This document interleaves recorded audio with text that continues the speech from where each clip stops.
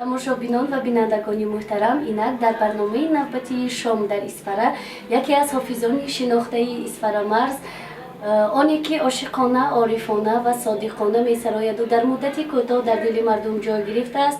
Анварҷон Юсупов ҳузур дорад. Шуморо пеш аз ҳама аз номи созандагони барнома, ютуб канали Ҷалол Муминов ва ширкати Рахш таксӣ ба барномаи шом дар Исфара хушомадед мегӯям. ташаккури зиёд Аминахон.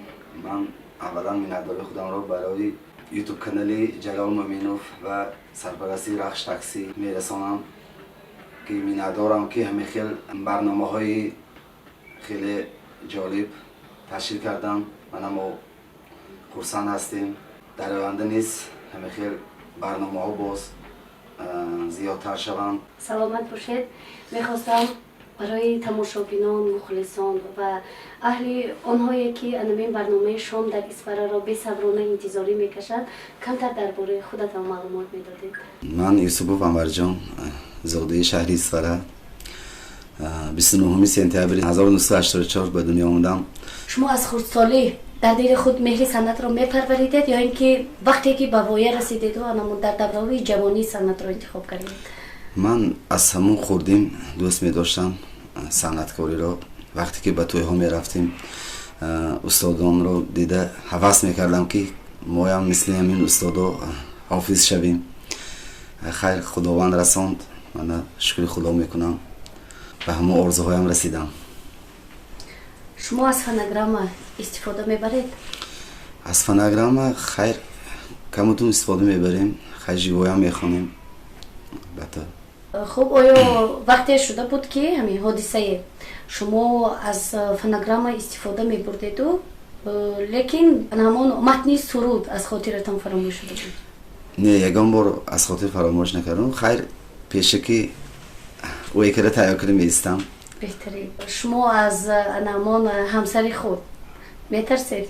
Не, тамоман наметарсам. ҳурматаш мекунам. беҳтарин. Шумо аз нигоҳи мард гӯям агар нисбати ҳамсари худ сахт бадрашк ҳастед? Албатта.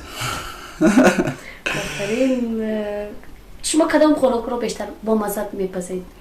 Ман хайр ошро бисёртар, сами шӯрборо дӯст медорам. ҳамин чизҳоро настар. Худатон ба дараҷаи олӣ ба дараҷаи олӣ мепазам. беҳтарин. Ман ҳам агар ҳамон гӯем ки тухми оддиро ба об партоям, бовар кунед беҳтарин аз беҳтаринҳо омода мекунам. ин ба фикри шахсии худам аст, чунки ман худам омода кардам. воқеа шуда буд ки шумо аз анамин дар вақти мактабхонӣ баҳои 2 гирифта будед? баҳои 2 гирифтагӣ ҳастам. бисёр. хайр бисёрам дие. аз 1-2 фан мегирифтам. баҳои 2 худатонро чӣ ислоҳ мекардед? баҳои 2-ҳоро бо сурудҳо ислоҳ мекардам. ҳофиз будам ҳамон вақтам. дар чорабине ки дар мактаб мешуд, ҳамашон медонистанд устодо. барои муаллимаҳомо сурудома хонда медодам. хайр ислоҳ мешуд. шумо ҳамсари худатонро худатон интихоб кардед ё ин ки ин интихоби волидайн буд? интихоби худам аст. ошиқ шуда будед? ошиқ. беҳтарин.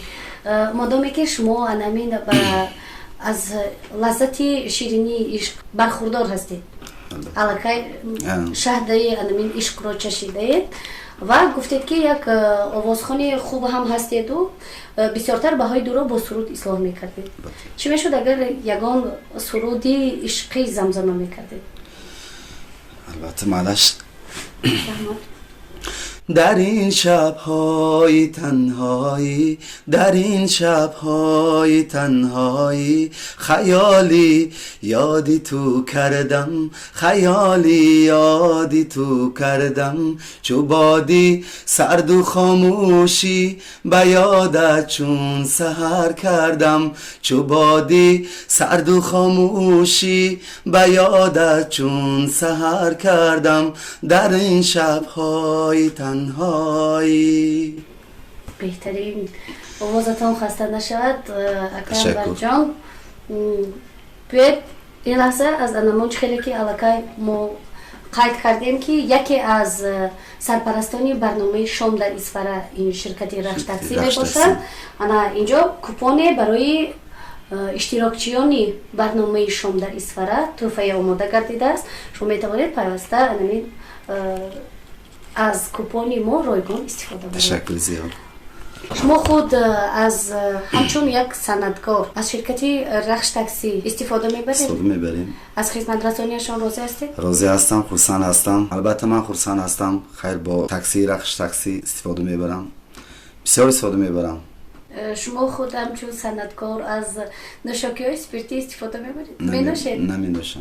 شاید در حالتهای مستی مست رانندگان شرکت رخش تاکسی شما رو تا خانه‌تان برده باشند؟ خیر بسیاری وقت فرهنگ میاییم، قصر فرهنگ های ماشین میماند و ایران میشود، تلفن میکنم آمده میبرم تا منزلم میبرم.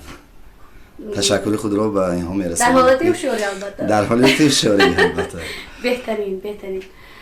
میخواستم پرسشم که از همون جاندارک ها، جانورکان، پرنده ها، شاید خزنده، شما از یگان نمین جانورک ها میترسید؟ نمیترسم. از قورباغه هم؟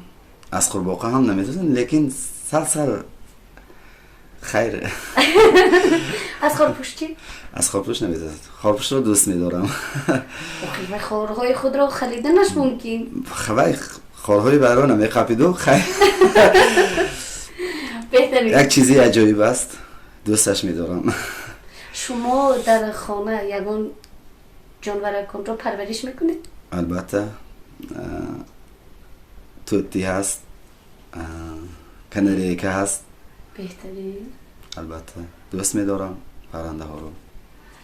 از این میبراید که خانشی انمون جانورکای شما پرنده هایتان با شما باز هم قوای نیرو میبخشند. بهترین. اگر رفته شما صنعتکار نمیشدید، خیالا فکر میکنیم، تصور میکنیم که با شما کدام وظیفه رو باوری کنن؟ شاید انا گویم که رانندگی را باز خود نگاه کنید، از بین اینقدر وظیفه کار و فعالیت گوناگون شما چرا انتخاب میکردید؟ رفت صنعتکار نمیشدید؟ من صنعتکار نمیشتم. خیر کسب پدران انتخاب میکردم. البته پدر با چه؟ پدر زنبور پرور هستم. خیر یاردم میتیم، قطعشان میرم یاردم میتیم. خیر به من معقول است، قطعی کار میکنیم با همراه پدر. بهترین.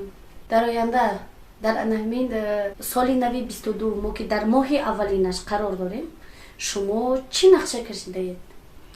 اولا خیر سلامتی، بعدا سرودهای نو برای مخلصان خودم ایجاد کرده ایستادم.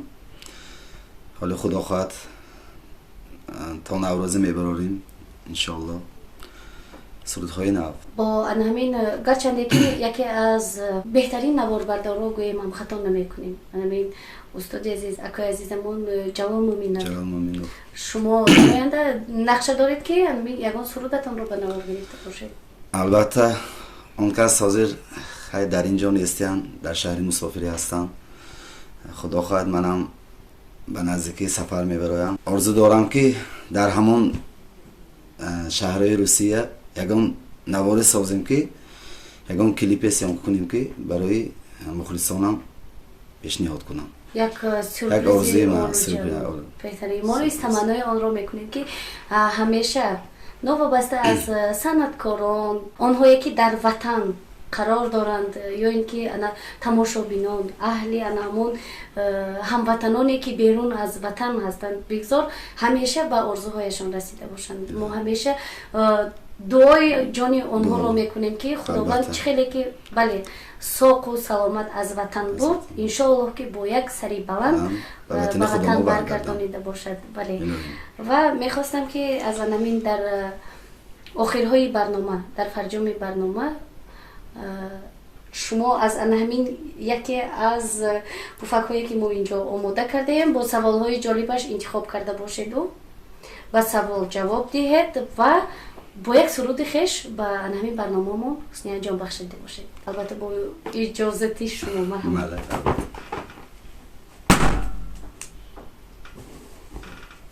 شما میخواندید؟ марҳамат. Ба шумо 1 миллион диҳанд. Чӣ кор мекунед? ба ман 1 миллион диҳанд, аввалан барои камбизоатҳо шароиташ ки танг аст. Инҷа мана бо ширкати Ормони дилҳо ҳаст, ба он касҳо ёрдам мекардам. Албатта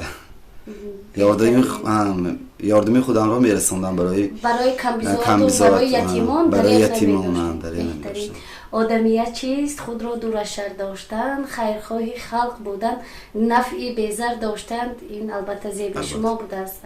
бовар кунед. Ташаккури зиёд. ва ба тамоми тамошобинон ва мухлисони барномаи шом дар Исфара, албатта ман тансиҳатӣ, хотирҷамъӣ ва ҳамеша бо барномаи шом дар Исфара буданро таманно мекунам ва бо иҷозу иҷозати тамошобинони азиз албатта мехостам ки дар фарҷоми барнома сурудеро замзама карда бошед. албатта ман аввалан миннатдории худамро ба ютуб канали Ҷалол Моминов ва ширкати Рахш такси мерасонам. ташаккури зиёд, чунин барномае ки беҳтарин дар оянда низ бисёр ҳамхел барномаҳо зиёдтар шаванд. мо ҳамаш ба иштирок мекунем. ташаккури зиёд. ба шумо ҳам низ ташаккури зиёд, хоҳари азиз. қурбони шумо. саломат бошед. як суруди мусофирӣ мехонам баҳри мухлисони худам, баҳри мусофироне ки از وطن دور هستند. با خاکی پاکی اجدادی شده پزمان و رنجورم، زی مادر دادر و خواهر مسافر گشتم و دورم. کسی دور از وطن باشد بداند قدر خاکی او، چیسان آزادی می دارد کنار مرز پاکی او. تشکر زیاد خواهر عزیز.